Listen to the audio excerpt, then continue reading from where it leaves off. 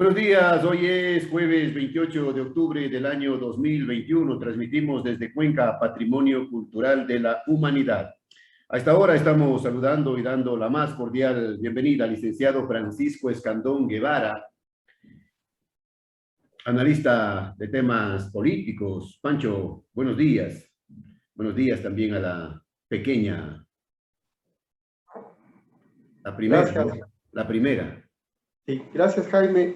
Quiero saludar a todos quienes nos escuchan y nos miran en Radio El Observador. Efectivamente, estoy con mi pequeña y me toca encargarme porque mi mujer está trabajando, pero dispuesto a responder sus diversas preguntas y cuestionamientos. Bien. Pancho, hoy se cumple, de acuerdo a los datos oficiales, a las informaciones, la CONAIE continúa con su paro de actividades a nivel nacional. ¿Cuál es su lectura sobre este nuevo acontecimiento en el país? A ver, me parece de que, en primer lugar, el gobierno de Lazo desvalorizó, desestimó la capacidad de movilización que tiene el pueblo ecuatoriano, particularmente las organizaciones sociales populares. Desde el día 26 lleva...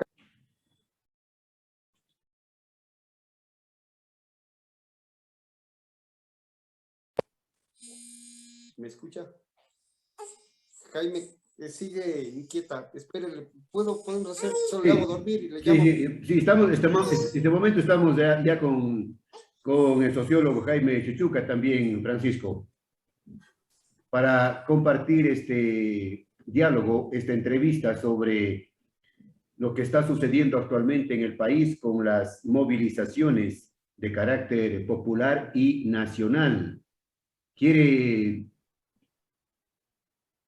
A ver, vamos entonces, vamos con Jaime Chuchuca. Jaime, buenos días.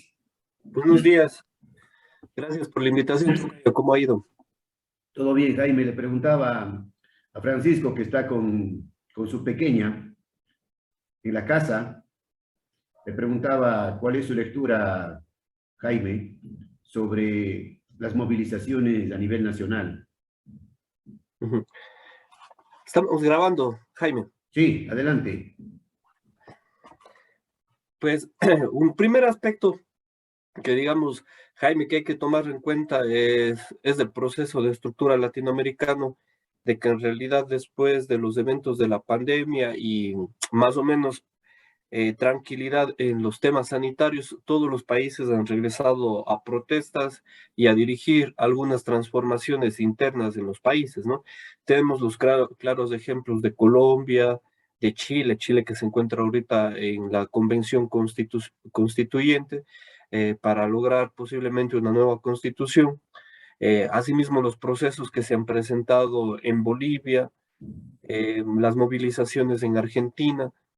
Entonces, son parte de esta reconstrucción, digamos, política que se viene después de los efectos pandémicos. Igualmente en México, ¿no? Que posiblemente se esté llamando a una reelección de López Obrador. Entonces, Ecuador se encuentra dentro de este panorama de estructuración política del poder y del tejido social después de la pandemia. Entonces, es un efecto muy grande, porque además el recorrido que está teniendo en Latinoamérica son las guías neoliberales que además tienen un tufo ochentero, noventero, que no han cambiado en realidad el discurso. Entonces, el ajuste estructural es principalmente hacia el trabajo, la tributación y el alza de los servicios básicos. Y entre ellos, dentro del alza de los servicios básicos, por supuesto, está la privatización de las empresas públicas. Y es sospechoso que además parece que es un discurso completamente maquiavélico el del gobierno, que el mismo día de la convocatoria al paro nacional se firma el decreto 238 sobre la privatización de las empresas eléctricas. Y lo peor, que es un discurso totalmente demagógico, dice, no es privatización, sino es autogeneración, cuando se está permitiendo reestructurar el marco legal vía decreto, lo cual es anticonstitucional, es inconstitucional completamente. Jaime, artículo Perdón. 315 de la Constitución prohíbe la privatización y estipula que la gestión de sectores estratégicos está a cargo únicamente del Estado. Claro, y además que el manejo de las empresas públicas tiene que ser del 51% para arriba. En cambio, con esta reestructuración del marco legal no se pone ningún límite al porcentaje del capital.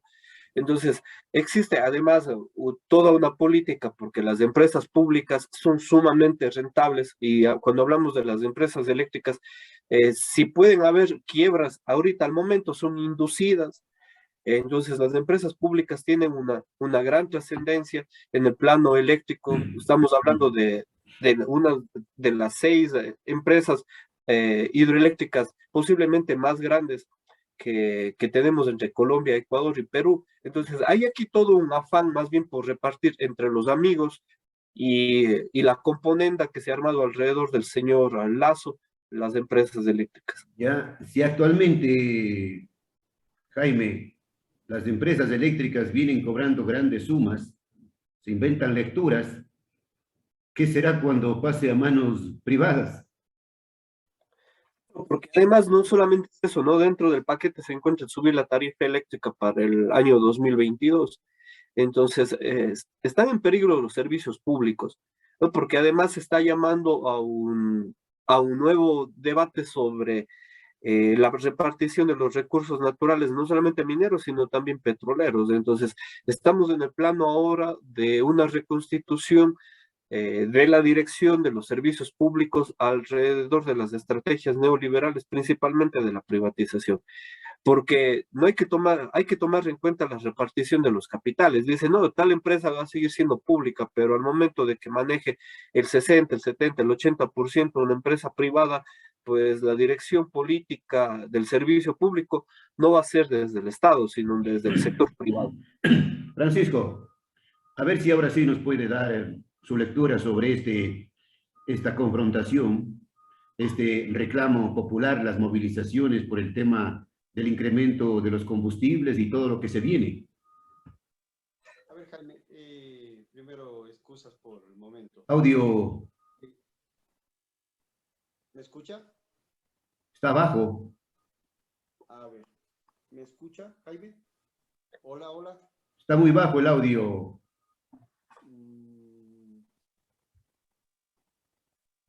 Aló, hola, hola, hola. Sube la altavoz. Hola, hola. No, está bajo, Pancho. Está bajo, Pancho. No sé qué, lo subo todo, no. Hola, hola, hola, hola, hola, hola, hola, hola.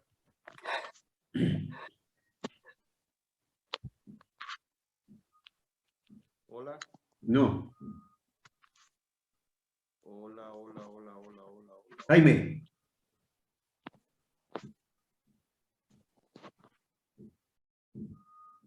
Tenemos problemas con el audio de Francisco Escandón. Jaime, ¿me escucha? Sí, dígame. Jaime, no hay diálogo. Continuemos hasta que Pancho logre superar el tema del audio. No hay diálogo por el momento entre las organizaciones sociales, la CONAIE, los diferentes sectores populares que vienen haciendo sus reclamos por las medidas, por el paquetazo. Se dice que para luego, para el próximo mes de noviembre, cuando retorne el presidente Lazo al país, seguramente habrá un encuentro entre los dirigentes de la CONAIE y el señor presidente en el gobierno, en el palacio. Hay algunas formas que se han llamado al diálogo, ¿no? Desde el gobierno dicen por el diálogo todo desde el momento en que subió Lazo al gobierno. Sin embargo, el problema no solamente es el diálogo, la conversación, si es que no se cumple o no se da pie atrás en ninguna de las propuestas y de las cosas que viene aplicando el presidente de la República.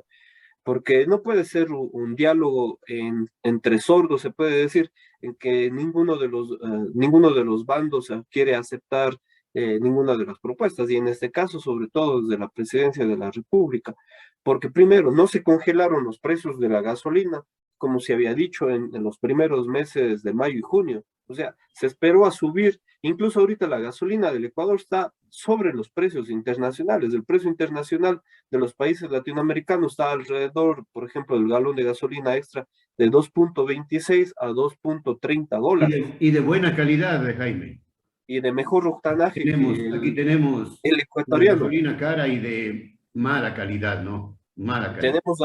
Tenemos ahorita de 2.55 el galón de la gasolina extra, entonces no hablamos ni siquiera del precio internacional y a pesar de toda esta problemática, no se congelaron en meses anteriores. Entonces, se dice, vamos a congelar los precios de la gasolina, el diésel, pero previamente se deja subiendo tanto el diésel como la gasolina. Entonces, eso de aquí hace de ver que la palabra del presidente de la República no es nada confiable.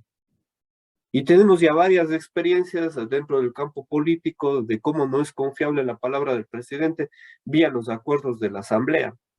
Ha roto acuerdos con quienes lo llevaron a la presidencia, con los socialcristianos, ha roto acuerdos con el mismo Pachacuti, con la izquierda democrática, y a pesar de eso existe algunos acuerdos intermedios. Entonces, hay algunos que se rompen con la palabra misma del presidente y otros que se llevan a cabo. Pero también existe un rompimiento completamente de acuerdos y diálogos con el mismo sector indígena, con los cuales ya se había conversado hace un mes y medio y no se había cumplido ninguna de las propuestas, por ejemplo, en tema de combustibles. Entonces, es en realidad una palabra con bajo valor y de responsabilidad en los ecuatorianos. Bien, Francisco, ¿está bien su audio? ¿Me escucha, Jaime? No está bien, Francisco, no se escucha. Jaime, la CONAIE ha manifestado, seguiremos con la agenda organizándonos a nivel territorial para consolidar esta fuerza y que nuestras voces sean escuchadas. Continuarán con la medida de hecho a nivel nacional. Pues desde las organizaciones populares, no solamente desde las organizaciones indígenas, se está llamando a realizar paros progresivos o marchas progresivas y la presión social alrededor de los problemas de la crisis económica que se genera por el alza de los servicios públicos. Pero esto, digamos, no es solamente dentro de la lógica de las organizaciones populares, sino que también todavía no se ve el encarecimiento con la última medida que tuvo el presidente Lazo, porque estamos escuchando ya las voces de los transportistas que dicen, nosotros no vamos, algunos dirigentes transportistas, no vamos a plegar al paro si es que nos suben la tarifa de los pasajes. Eso han dicho algunas cooperativas de Bueno, transporte esa es público. es una condición que están poniendo los señores transportistas del servicio urbano que ya están anunciando, que ya están amenazando que a partir del mes de diciembre subirá el servicio del transporte urbano. Quieren cobrar 50 centavos. Esto, Entre 40 y 50 centavos 40, en Quito, por 40, ejemplo. 45 y 50 centavos. Las cosas se van de las manos. Asimismo, la Federación de Taxistas a nivel nacional ha dicho, nosotros no podemos continuar con las tarifas actuales que han marcado los municipios, entonces ellos también quieren subir. Entonces, la problemática no solamente tiene que ver gobierno, organizaciones populares, sino que están involucrados todos los sectores económicos, porque además del problema del combustible está alrededor de los insumos, de los productos, de los alimentos, del transporte, de los pasajes, de las reglas y las normativas que se dan alrededor, incluso de algunos tramos de la producción hidroeléctrica, eléctrica, que todavía sigue realizándose, sobre todo en momentos de sequía, alrededor de los combustibles. Entonces, existe todavía una gran problemática generada alrededor de estos decretos, y no se diga más con el decreto 238, que en realidad muestra claramente la política del gobierno, además de las leyes que continúan, ¿no? Muestra claramente el camino, ¿no? El Sí, camino. y las dos leyes que se van a presentar, la una que se dejó antes de que Lazo, a propósito, que estaba fuera del país, se fue a Inglaterra, dejó la ley, el proyecto de ley tributaria, y además de la semana que viene, a propósito de las vacaciones, van a dejar los arreglos para las reformas laborales. Entonces, estamos marcando todo un plano de ajuste estructural dentro de las vías del neoliberalismo y el Fondo Monetario Internacional. Pancho. ¿Me escucha, Jaime? Ahora sí, Pancho. Por fin. Algunos sectores, algunos dirigentes han manifestado que el malestar popular se debe a la ceguera presidencial.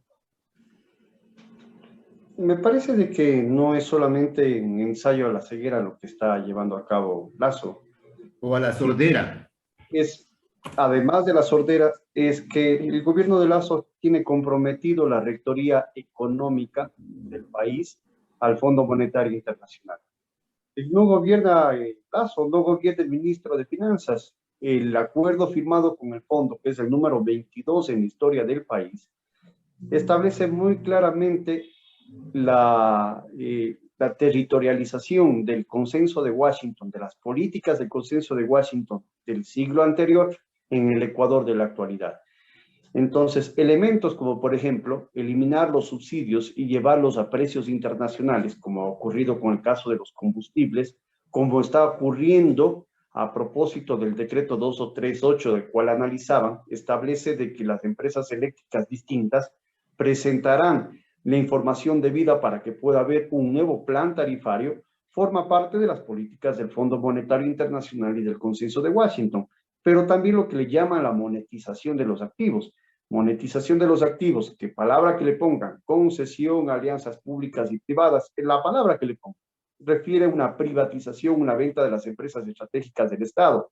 Y en esa política está el gobierno neoliberal y cierra ese círculo a propósito la precarización de las condiciones de los trabajadores, la precarización y la flexibilización laboral, bajar los costos de producción en lenguaje del presidente Lazo, implica efectivamente de que los trabajadores tengan menos derechos, de que ganen menos salarios y efectivamente podrá haber un mayor número de trabajadores, pero es el ejército de reserva de trabajadores, que son los desempleados y los subempleados, los que determinarán el costo de la mano de obra. Es decir, no habrá estabilidad laboral, no habrá derechos que los cuales durante una centena de años los trabajadores han gozado de los mismos, sino es precarizar las condiciones de vida, entregar los recursos naturales y los recursos del Estado a transnacionales y monopolios, y eso también significa, entre otros elementos, eliminar los subsidios, entendiendo de que los subsidios originalmente tenían el objeto de redistribuir la riqueza en el país, y eso ha ocurrido en las diversas partes del mundo, pero ocurre de que tienen características coyunturales hasta que se arreglen los problemas de desigualdad. Pero en el Ecuador, no solamente de que continúan los problemas de desigualdad, sino esa brecha se ha profundizado y se ha agrandado, al punto de que en el año 2005, 200 grupos económicos eran propietarios del 33% del Producto Interno Bruto.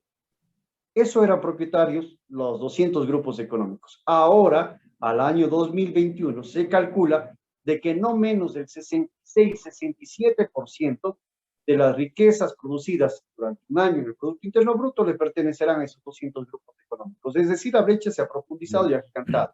En 15 años, 200 grupos económicos han duplicado sus ingresos. En caso de los trabajadores, hay menos empleo, existen menos ingresos de las familias y aparte de eso se le establece políticas como eliminar los subsidios a los combustibles, subsidios también a la energía eléctrica y se plantea como dentro de este paquetazo, además de combustibles, energía eléctrica, también la elevación de la tarifa de la transportación, no solamente urbana, sino interprovincial e incluido en la fórmula de cálculo que presentará Marcelo Cabrera hasta el día 15 de noviembre, de que suba también el costo de los fletes, de la transportación de alimentos, de medicamentos y un conjunto de elementos más. Estamos fregados, como dice el pueblo, fregados, complicados. Ahora ya veremos qué dicen, Francisco, ya veremos qué dicen los dirigentes de los comités de empresas de las empresas eléctricas sobre el famoso decreto 238. Ya existen pronunciamientos. Yo le quiero comentar, Jaime, el día de ayer la empresa eléctrica Quito ya tiene un pronunciamiento. Los dirigentes de la empresa eléctrica Sogues también tienen un pronunciamiento y han anunciado que desde el día de hoy van a empezar las movilizaciones. Pero no es un tema que solamente corresponde a los trabajadores de las empresas eléctricas, porque además de allí de privatizar los activos del Estado, como decía Jaime, le quitan la rectoría de las políticas públicas alrededor del sector eléctrico al Estado y le entregan a privados. Se suma a ello el tarifazo eléctrico que desde enero del 2022 se llevará a cabo por orden del gobierno, más bien por orden del Fondo Monetario Internacional y por cumplimiento del gobierno, también se habla de un proceso de optimización de recursos humanos, que de manera pomposa no quiere ser otra cosa más que traducido de que van a despedir trabajadores.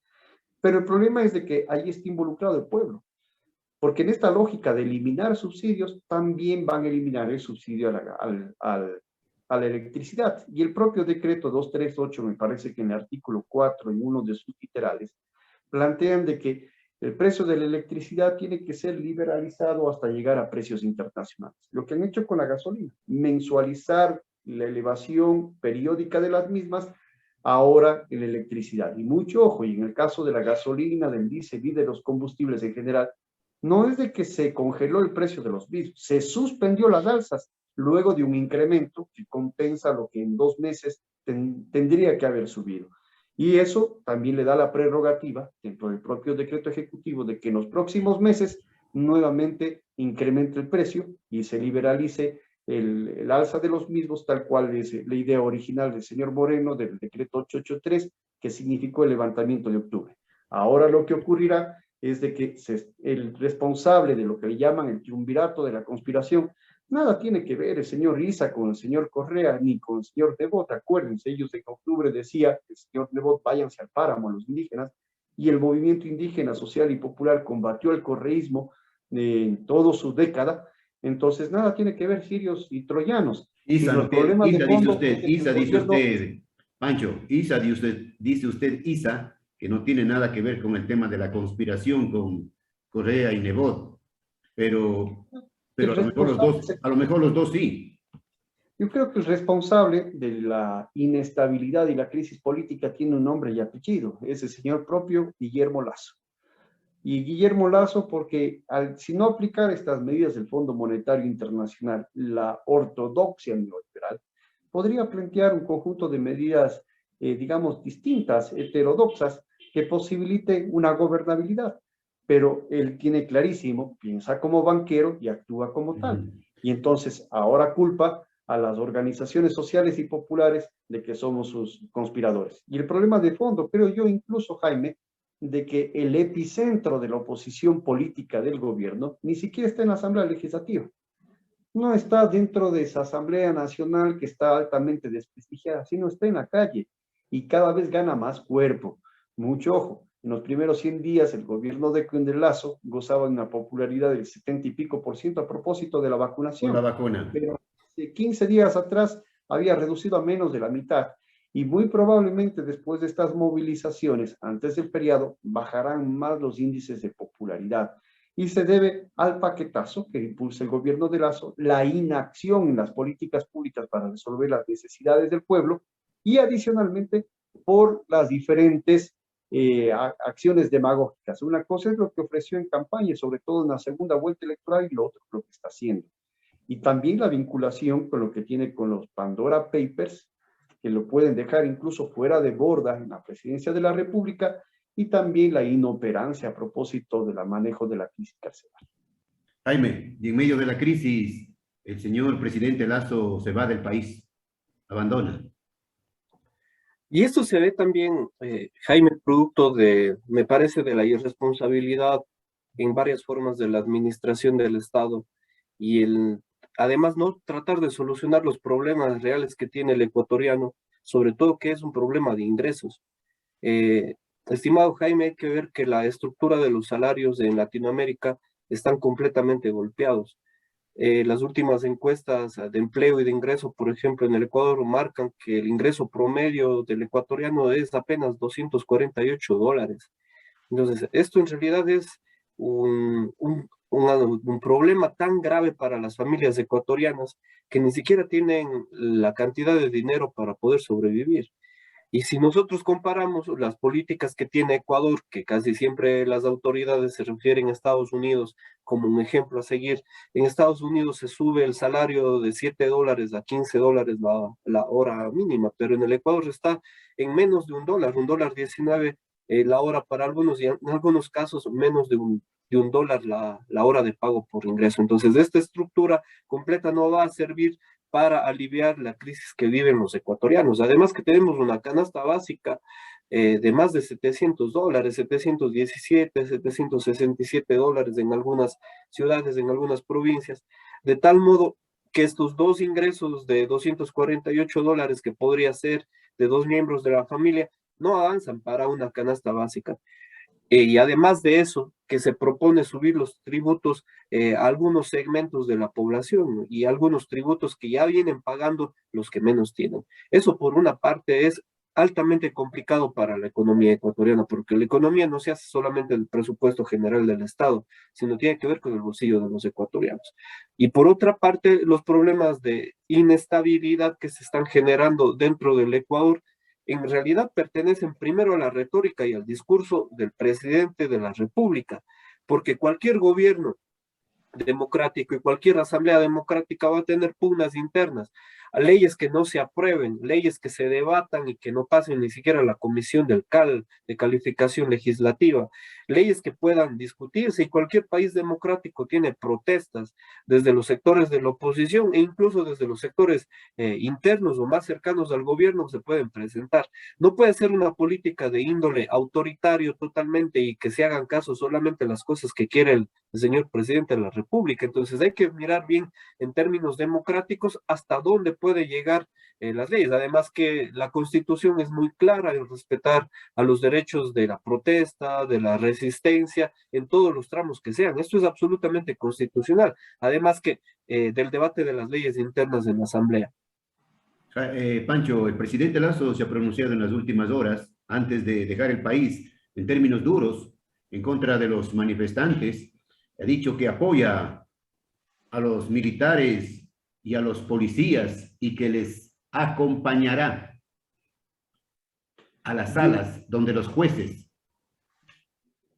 Lazo está reproduciendo el discurso violento desde el Estado y desde el poder, pero previo a eso ha generado una especie de monstruo, una especie de enemigo ficticio. Lazo está viviendo una realidad diferente. ¿Y cuál es esa repetición a propósito del enemigo? Es la misma tesis del correísmo en el 30S.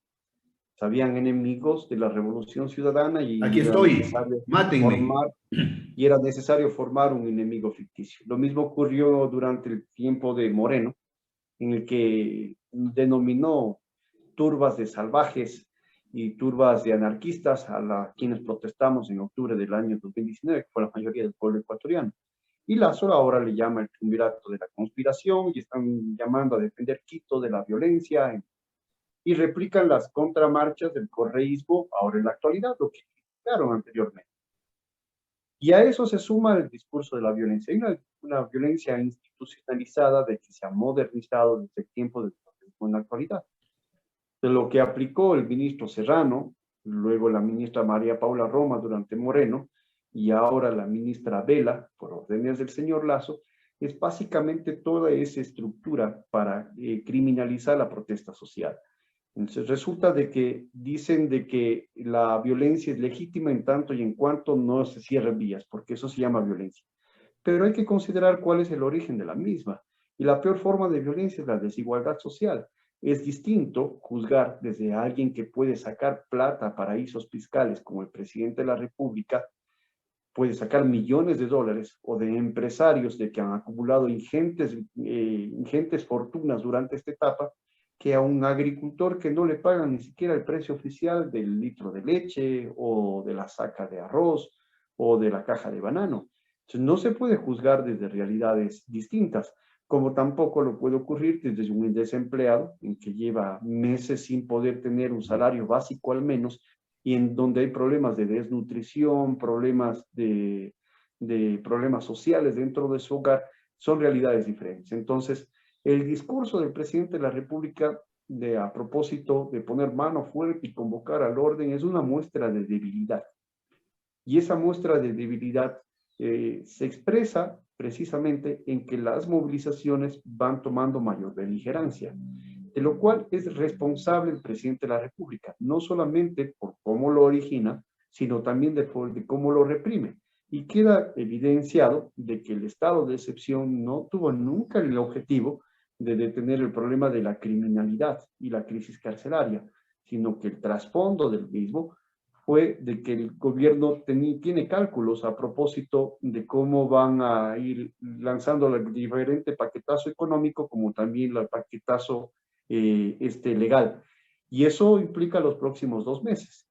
Mucho sea, hay que tener en cuenta de que la propia reforma laboral, que es la que mayor controversia causó el momento en que el gobierno envió el proyecto creando oportunidades a la Asamblea, ese lo van a entregar en el mes de diciembre. Entonces, en medio de las campanadas de la Navidad y en medio de los cohetes y silbadores del fin de año, quieren aprobar una ley que precarizará aún más las condiciones de vida de los trabajadores. Medidas a punta de amenazas sería. Medidas a punta de amenazas. Bien. Y de una victimización realmente ridícula, en donde el gobierno trata de ponerse en el plan de que es la víctima.